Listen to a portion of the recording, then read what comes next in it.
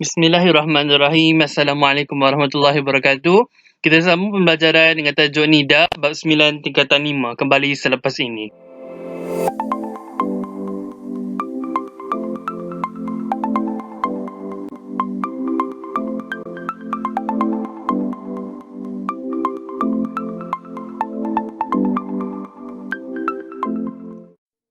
Baik, nida. Ya, nida ni apa sebenarnya? Nida ni tajuk yang sangat mudah, cuma mungkin akan orang kata keliru pada jenisnya sahaja. Okey. Nida ni adalah yatakawwanu uslubun nida min aratul nida wa yatba'u al-ismul yaqa'u ba'da wa huwa al-munada. Apa benda nak cakap ni kan? Gaya bahasa seruan ataupun panggilan panggilan ini terdiri daripada kata seruan seperti wahai, ya, dan diikuti perkataan yang terletak selepasnya dinamakan sebagai munada. So tajuk ni sebenarnya dia nak ceritakan tentang seruan, nak panggil orang, nak call orang dalam bahasa Arab macam mana, macam itulah. Okey. So anwa' nida, jenis seruan ya, atau panggilan ada banyak ya. So kita tengok yang pertama alamun mufrad, yang kedua mudhaf, yang ketiga syibhil mudhaf, yang keempat nakirah maqsudah, dan yang kelima nakirah ghair maqsudah. Okey, so apa benda kelima-lima ni? Okey, untuk alam mufrad ia lebih kepada nama manusia lah. Okey, yang mudhaf pula perkataan kedua ada alif lam. Maksudnya mudhaf-mudhafun ilaih yang kita belajar masa tingkatan 4 dulu, perkataan kedua wajib ada alif lam. Untuk syibhil mudhaf perkataan kedua pula ada dhamir. Syibhil mudhaf ada berbeza pula dengan mudhaf perkataan kedua ada alif lam. Kalau syibhil mudhaf perkataan kedua ada dhamir. Nanti kita tengok contohlah untuk lebih jelas. Nakirah maqsudah kata nama yang jelas ya, dan dia tak ada alif lam. Nakirah ma'rifah yang belajar masa tingkatan 3 dulu ya, recap balik. So kata nama yang jelas, yang jelas ya, nakirah yang tak ada alif lam, dan nakirah maqsudah adalah kata nama yang jelas. Macam kalau kan nakirah ghair maqsudah pula kata nama yang tak jelas. Apa benda kan nakirah maqsudah dengan nakirah ghair maqsudah ni? Nanti mesti anda akan keliru lah antara nakirah maqsudah dengan nakirah ghair maqsudah. Okey, kita nak bezakan nakirah maqsudah dan nakirah ghair maqsudah ni. So perbezaan dia ya, nakirah maqsudah dan nakirah ghair maqsudah adalah nakirah maqsudah kata nama yang jelas seperti wahai lelaki itu. Maksudnya dia dah point lah lelaki tu.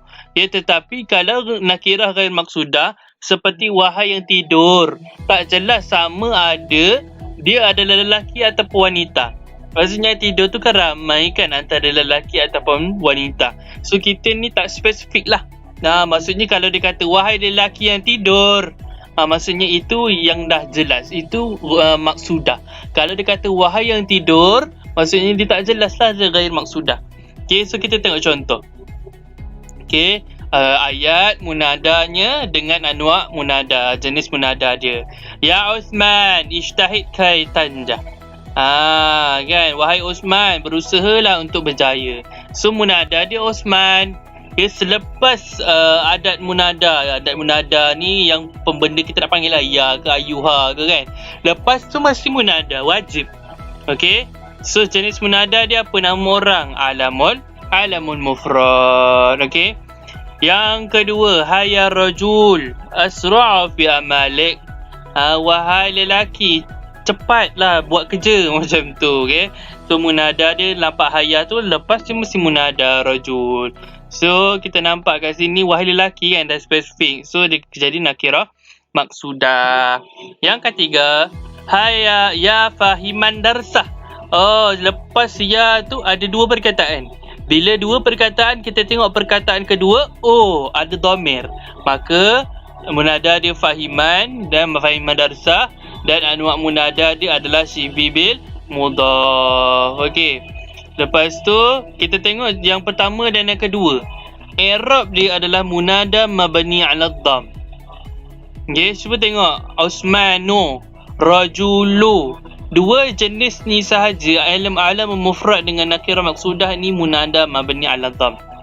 Ya, sebab dia mabni lah, perkataan tak berubah. Perkataan tu tak berubah. Bila masuk je huruf adat tu nida ni, dia akan jadi munada mabni ala dhamm. 2 jenis ni saja. Lagi 3 jenis dia akan i'rabnya lain. Cuba tengok ya fahiman tu. Barisnya apa barisnya? Fathah. Ya, so dia jadi munada mansub bil fathah zahira. Okey, so kita tengok pula yang keempat. Ya, yang keempat, ai talibal ilmi. So dia punya munada je talibal ilmi lah kan. Tapi kita tengok selepas huruf nida ai tu ada 2 perkataan. Perkataan kedua ada alif lam, maka dia akan jadi mudhaf. Munadanya pun mansub bil fathah. Mansub bil fathahnya kat mana? Dekat talibah, bukan kat ilmi. Ilmi tu mudhafun ilaihnya. Dekat talibah selepas adat nida dia. Okey. Dan yang kelima, ya naiman. Istaqais minan nawah yang tidur. Sunat iman tu lah. Dan ini adalah nakirah ghaib maksudah. Yang kita tak jelas. Sebab tu nakirah maksudah dengan nakirah ghaib maksudah ni dia punya baris pun berbeza. Okay, nampak tak? Kalau nakirah maksudah dia punya i'rabnya munada mabni ala dhamm. Kalau nakirah ghair maksudah munada mansub bil fathah zahirah. Macam tu. Dia berbeza. Okey. So i'rab ya. So i'rab untuk munada dia, yang pertama kita tengok contoh yang pertama dan contoh kedua. Ya Uthmanu, ijtahidkan tanjah yang tadilah.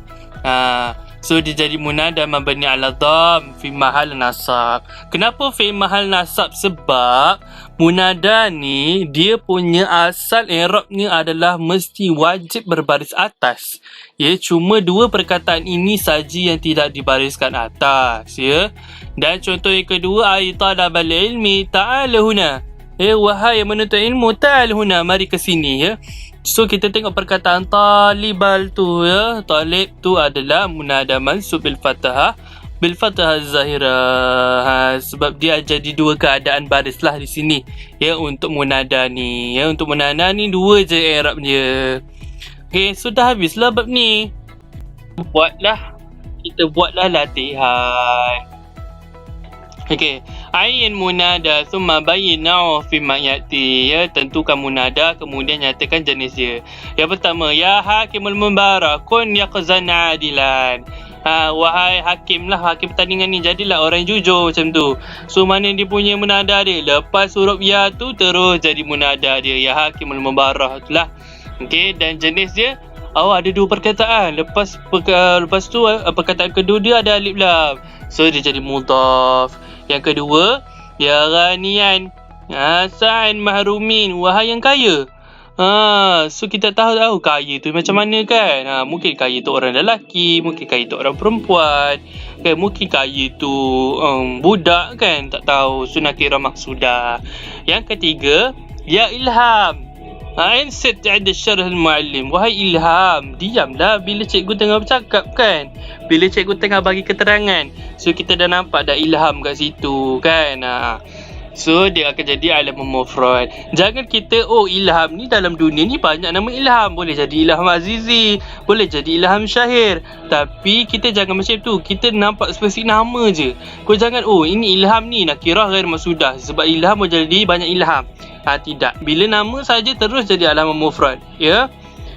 Yang keempat, ya wa'izan ghairik ibda'u bin nafsik. Okey. So dia kata kat sini ada 2 perkataan. Perkataan kedua ada dhamir. So dia akan jadi syibhi bil mudhaf. Dan yang kelima, ya talib jamil. Ya talib jamil, ya ijtahid fi a'malik.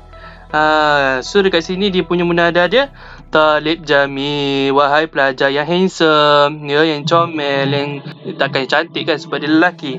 So kat sini dia kan jadi nakirah maksudah sebab kita dah spesifik lah, wahai budak handsome tu, berusahalah dalam kerja kamu, macam tu lah. Maksudnya dia dah spesifik lah kat situ.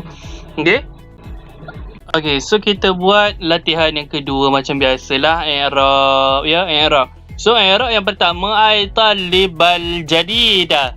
Okey, hal sajal talismak, wahai pelajar baru, adakah kamu dah daftar nama kamu? Okey, so kat sini kalau kita tengok jenis dia, wahai pelajar baru. Kita dah spesifik dah. Pelajar-pelajar baru.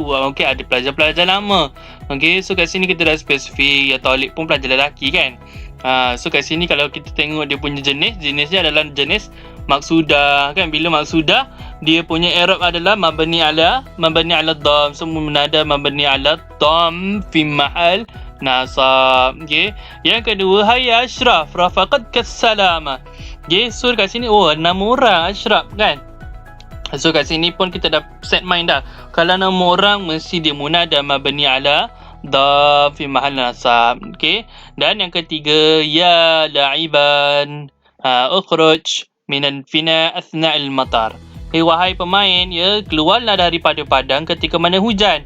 So kita tengok la'iban. Ni pemain ni, tapi dia tak tahu pemain yang mana satu kan. So dia bukanlah dia nakira ghair maqsudah. So dia jadi munada mansub bil fathah zahira. Tapi kan daripada tadi kita fikir hayya ya ni ada beza ke kan? Padahal bendanya sama, adat nindak kan. Dia kata seru dia, tapi ada perbezaan je ke? Ada. Okey, kalau tengok perbezaan dia perbezaan dia adalah untuk panggil orang jarak dekat. Okay, kalau hayya untuk panggil orang jarak jauh. Ya, dan kalau ya dia boleh guna dua-dua. Dia boleh panggil jarak dekat, boleh panggil jarak jauh. Okay, so itu je lah untuk bab ini ya. Dah habis. So itu sahaja daripada saya. Semoga bermanfaat. Itu sahaja daripada saya. Sekian, terima kasih. Kalau korang ada sebarang masalah, korang boleh hubungi laman sosial yang berada di bawah ataupun imbas kod QR di bawah untuk maklumat lanjut. For watching, jangan lupa tekan subscribe di sini. Kalau korang nak tengok lebih banyak video, korang tekan je 2 video yang berada di bawah. Okay, terima kasih. Laliko.